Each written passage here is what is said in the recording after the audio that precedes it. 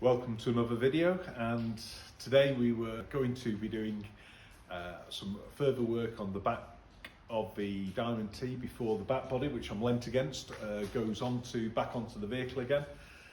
We were hoping to sort out the routing of the winch wire, putting the collet onto the end of the winch wire. I needed to get one wheel back on again so that the vehicle is manoeuvrable, because in previous video you noticed we were having a couple of puncture flat tire issues as well, and then also get around the grease points on the rear drivetrain. But again, that's a lot easier to do while the back body's not on. So yeah, a few things to tackle today. We're going to be trying to do this in between rain showers, so let's see how we go.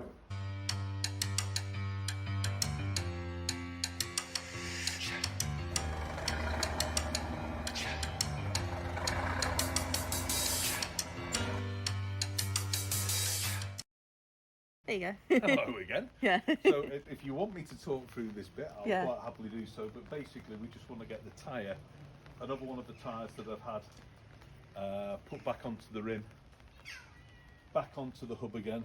We've got number one cat with us, helper cat. I'm not quite sure what you can help us with, but go on. No. And then we'll see how we go, because we're not going to put up double sets at the moment. We're just putting the outers on. And then again, this is only just so that we can keep the Diamond mobile. Oh.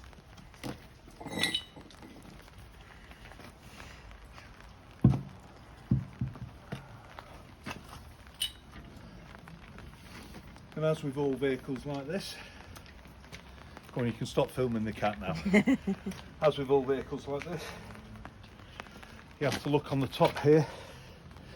These have got, thank you for hitting me in the head with the umbrella. We've got an L on the top of the adapter, and that's because these are a left-hand thread on this side. And we'll get those on. I'm not going to put one on every single one. There's 10. I'll just do every other one for the moment.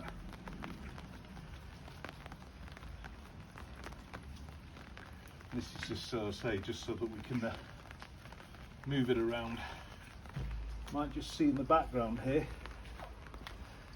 this is the post-war service plate for the vehicle, giving it its post-war registration, which was 22YZ03 with its chassis number, and its date of a major rebuild was the 11th 1953, so November 1953 was when it had a major rebuild, and I'm guessing that could be when it was converted from a Hercules engine to a Rolls-Royce engine.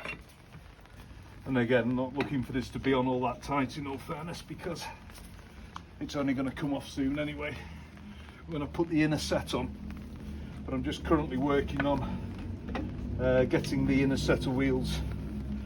So at the moment we're just going to put some on the outside. It just makes it easier to get around the vehicle if they're on the outside.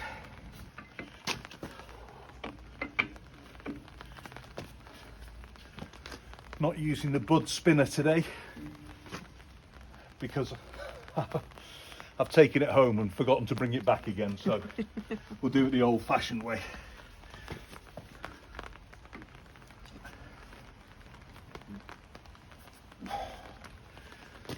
There we go.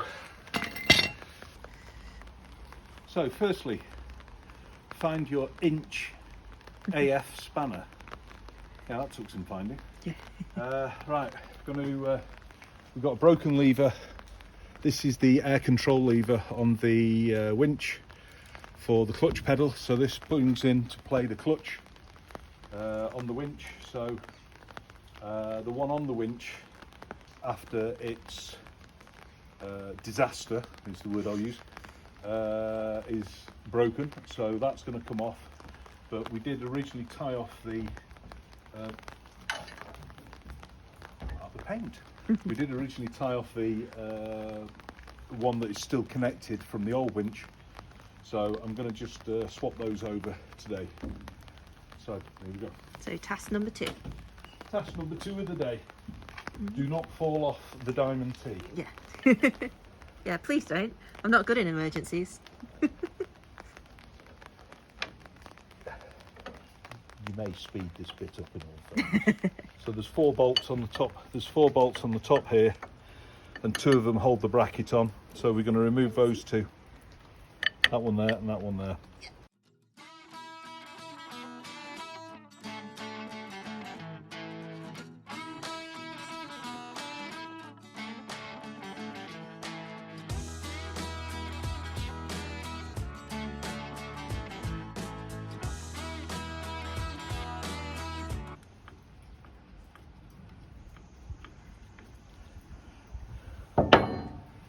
Right, also connected to this lever is the stop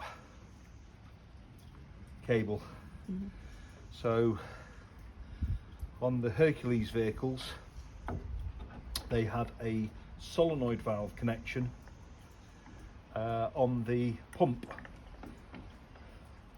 on the fuel pump, which basically gave you the opportunity to shut off the engine by pulling the stop control here. This is on this one. The wire is, as you can see, currently entangled all around here. So that'll get replaced. We get the bolts out. There we go. So that's one broken one off. Okay, so with the first one out the way, first damaged lever out the way, let's disconnect this one and see if we can get this bracket, because these hoses are obviously bent to suit the previous winch and not this one. So let's see if we can get them to line up and see if I can get the bolts back in. Oh, rusty washer on the new paint. Alright, so Fred, and we can always touch this up afterwards. I think we need to try and get that bolt in first, because that is going to be the more awkward one. There we go, and we've got the more awkward one in first, which is good. Having said that, I'm looking at the rain that's coming towards us, so this job might get curtailed very quickly indeed. Yeah. We'll see if we can whiz these back in. Oh, it's lovely summer weather, isn't it? Beautiful. This is show weather, this is. Yeah. All this to get the vehicle ready. In fact, actually, have we disclosed where we're taking this vehicle yet? I can't remember. Not yet, don't think so. No. It's going on holiday. Yeah. It's going abroad. Yeah. For the first time in how many years? It's absolutely. This time it's going back under friendly fire, this one, is it? Or, yeah. Yeah. It's going back under friendly fire. It's going back to commemorate 80 years of the 30 core advance towards Arnhem. So, a bridge too far. Bridge too far. A bridge too far. So, yes. Oh, well, that's bolt number 1. There's bolt number 2. A nice, UN. Yeah. I'm guessing that looks like a UNC thread to me. Unified coarse thread. Push that in. And then, as I say, these 4 bolts hold the cap on the top of the winch. So once this is on, we'll get it painted. There you go. That's a lot better than the previous one. In fact, I can see that we need to put the P-clip on further down, but we'll do that at a later date. We'll get these whizzed up.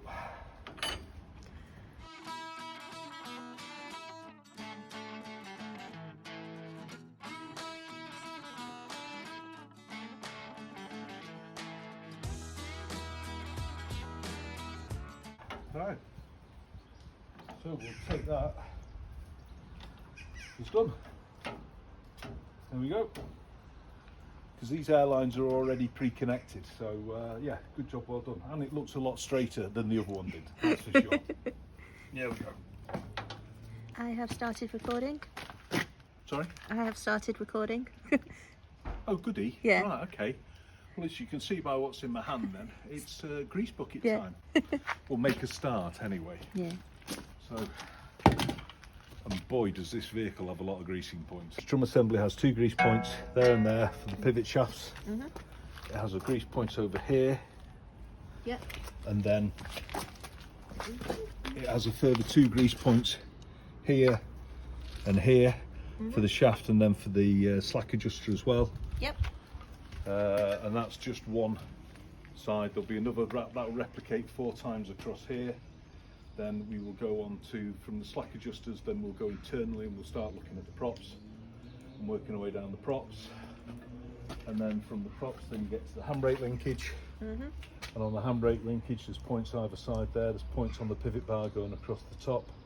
I've already greased the slipper on the winch drive when I rebuilt that and de-seized it and reassembled that, so that's been done as well.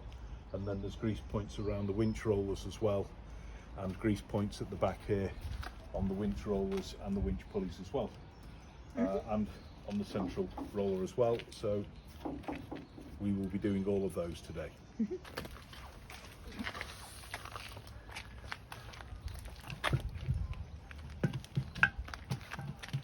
So you're saying having a grease bucket is old school? Having a grease bucket is old school. However, it works for me. Come back to the pulley, just stay on the... So basically, I had all of these all fully removed and stripped down 5 years ago, or maybe a bit longer now actually. All de-seized at the time, so I know that they're all good, but obviously I'm just pushing through now a nice new bit of grease before we start our big European adventure. Okay, well that's the hub,